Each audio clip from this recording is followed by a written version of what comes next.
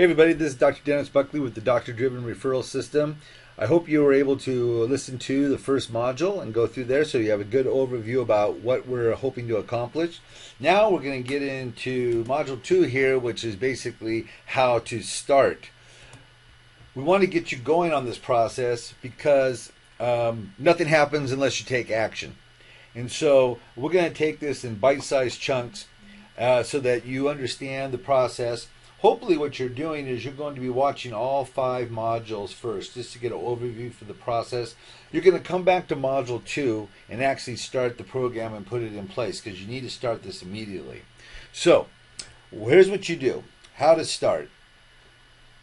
You're going to ask every new client, or if you want to, if you don't have any new ones coming in recently, ask a current client who's very satisfied with your services if you could send a report to their healthcare provider letting them know that you are providing massage services to them. You would like to share and coordinate care with their healthcare provider about what you're doing so they know what's going on, that you can coordinate care. And then maybe if the healthcare provider, their primary care provider, has any questions, they can contact you or ask if you're addressing any issues. So you're going to ask them and get their person. Now, over the years, I have asked literally thousands of people, and I can't remember anybody saying no if they know why.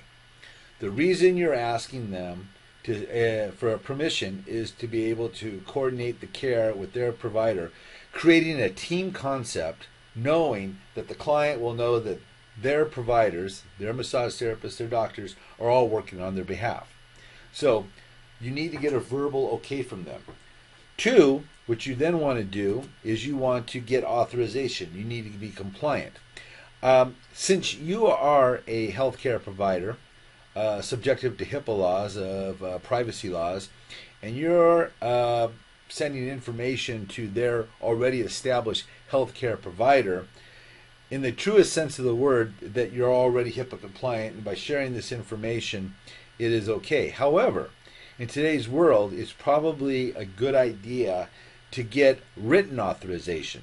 Therefore, I've included in this program a authorization that allows the client to indicate who they would like you to send the information to.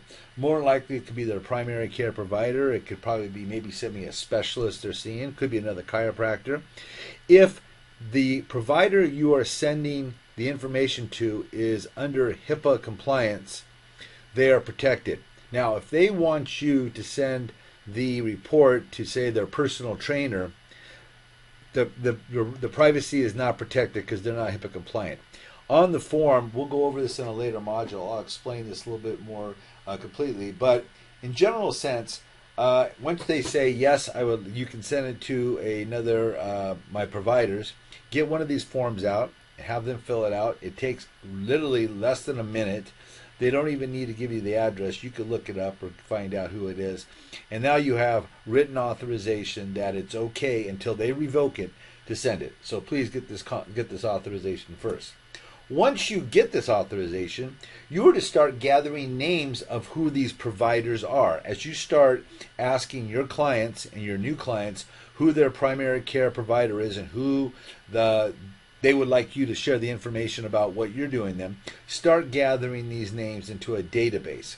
Now, I do it very simply. I just put it on a Word document in a double column so that when I write the reports that we're going to talk about, I can just copy and paste. But you can do it through an Excel spreadsheet where you can merge into documents if you know how to do that. But the key here is gather the names of the providers. You will find over time that there's a certain predominant list of people that you will be seeing their same clients for. And that's the one you really want to form the relationship with. But create a list so it's easier to be able to send the reports. After you gather the list, you're going to be using one of the template letters.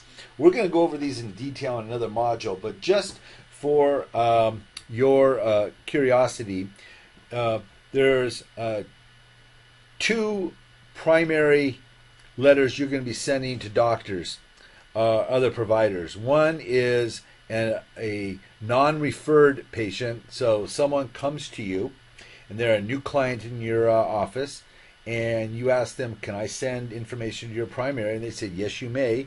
Who is your primary? It's Dr. Jones. You'll be sending a letter to Dr. Jones, and that's the non-referred letter. Now, as you get into this program and you start receiving referrals from from physicians, there's a different letter, basically the same, but it's thanking them for the referral and then giving them information.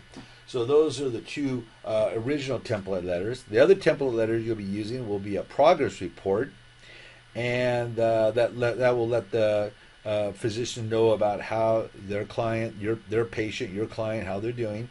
And the last letter that you'll be doing is a transition letter, or otherwise known as a release letter from active care. And we'll go over that in further programs.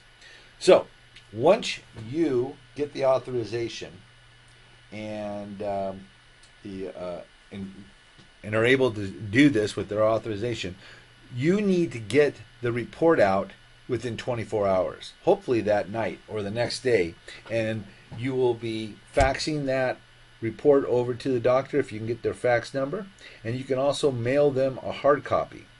The real key to this program is to mail a copy of this report to your client, because this will, first of all, let them know and remind them that A, you're following through with what you asked that they could do.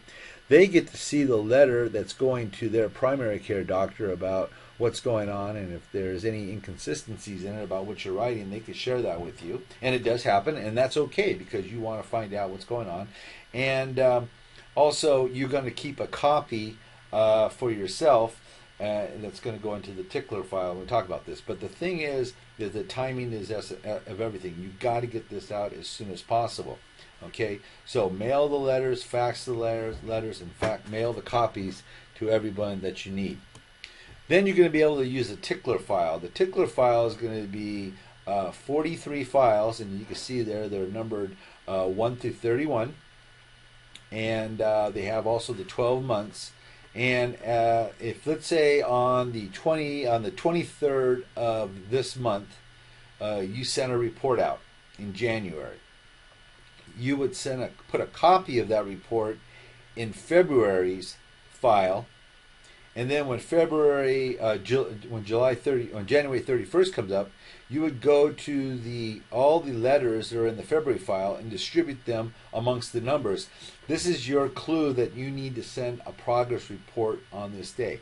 This tickler file can also let you know about things that you promised to do in the future. But this is a very simple way to do things, and it's I'm sure there's electronic tickler files or reminders, and if you want to use those or figure it out, you're more than welcome to. This is what I've used for a long time, and it works really well. But the idea here is to have a process and a procedure in place that will automatically generate the cue that you are to send a progress report or when you sent your letters, and so you can keep track of them into the future. Like I said, timing is everything. You must get these reports out on time. This is the commitment part. This is also the action part. You got to be committed to massive action and keep it on top of this, because every one of these letters is a seed that you're planting out in the community, and those seeds need to be nurtured as you nurture the network, and as those seeds sprout, they're going to bring back a fruitful harvest of referrals back to you. So that's how you get started. And on the next module, we're going to get into the actual type of letters and how to use them. This is Dr. Buckley. See you on Module 3.